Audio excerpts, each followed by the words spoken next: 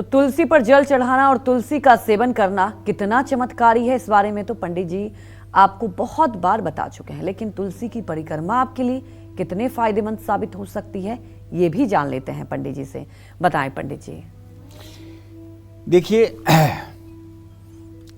तुलसी का पौधा सिर्फ एक पौधा नहीं है, बल्कि तुलसी का पौधा सुख, संपदा, धन, ज्ञान, विवेक और स्वास्थ्य का उत्तम खजाना है।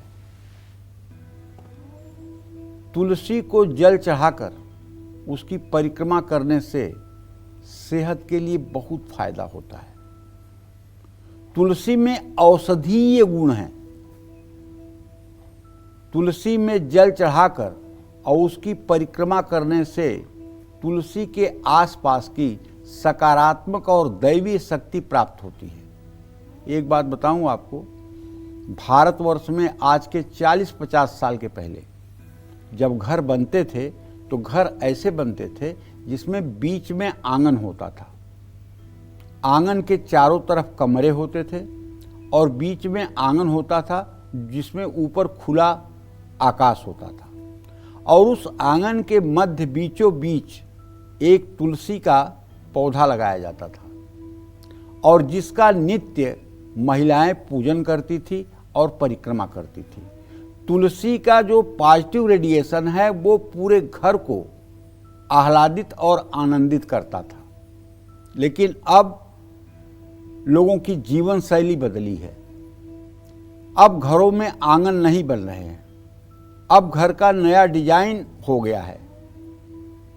अगर वास्तुशास्त्र की कल्पना के आधार पर घर का निर्माण किया जाए तो आज भी आंगन बनाने की परंपरा वास्तुशास्त्र के हिसाब से है, और आंगन हर समय चंद्रवेदी होना चाहिए, न कि सूर्यवेदी होना चाहिए।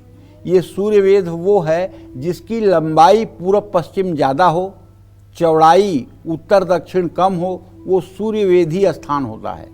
और जिसमें उत्तर दक्षिण लंबा हो, पूर्व पश्चिम कम चौड़ा कम लंबा हो, वो चंद्रवेदी होता है। आंगन हर समय चंद्रवेदी होना चाहिए, आंगन कभी सूर्यवेदी नहीं होना चाहिए। केवल बगीचा सूर्यवेदी होगा। अगर आपका मकान ऐसा है कि जो पूर्व पश्चिम लंबा है और उत्तर दक्षिण कम लंबा है, तो आप खूब मेहनत करके देख लीजिए, उसमें उतनी उन्नति तो आप नहीं प्राप्त कर सकते जितना प्राप्त करना चाहिए।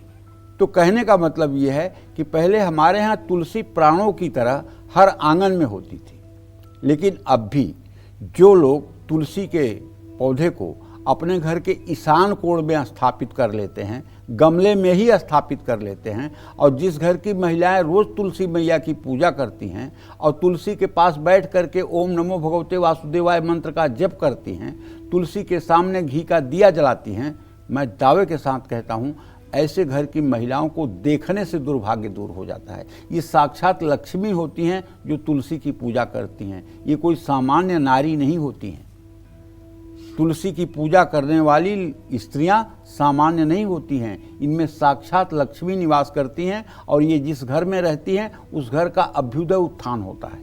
जब तक तुलसी को जल नहीं चढ़ा लेती, जब तक तुलसी की पूजा नहीं करती, तब तक अन्न ग्रहण नहीं करती हैं, और अशौच अवस्था में तुलसी का स्पर्श नहीं करती हैं।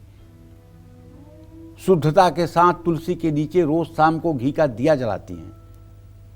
तो कहने का मतलब हमारे शास्त्रों में एक तो तुलसी का ये महत्व है कि भगवान श्री हरि विष्णु की चाहे जितनी आप पूजा कर लीजिए, चाहे जितना पुरुषोत्तम के मंत्रों को आप पढ़ लीजिए, चाहे जितना ओम नमो भगवते वासुदेवाय आप कर लीजिए, लेकिन यदि तुलसी का पत्ता उन्हें अर्पित नहीं किया गया तो पूजा अधूरी है। ये शास्त्र कहता है, ये मैं नहीं कह रहा हूं, ये शास्त्र कहता है। जब तक श्री हरि विष्णु, कृष्ण, राम, इनकी पूजा में, हनुमान, इनकी पूजा में जब तक तुलसी नहीं समर्पित होगी तब तक पूजा अधूरी है, पूजा पूर्ण नहीं होगी। जब श्री हरि अधूरे रह जाते हैं जिसके अभाव में, तब उस तुलसी के बारे में ये तुच्छ मानव मुझ जैसा तुलसी का वर्णन क्या कर पाएगा? आप सोच के देखिए। इसलिए अगर आपके घर में भी तुलसी नहीं है तो मैं आपसे कहना चाहूँगा कि आपको अपने घर में तुलसी ईशान कोण में जरूर लगाना चाहिए और घर की महिलाओं को चाहिए कि वो तुलसी मैया की पूजा जरूर करें। जय मां विंध्यवासिनी।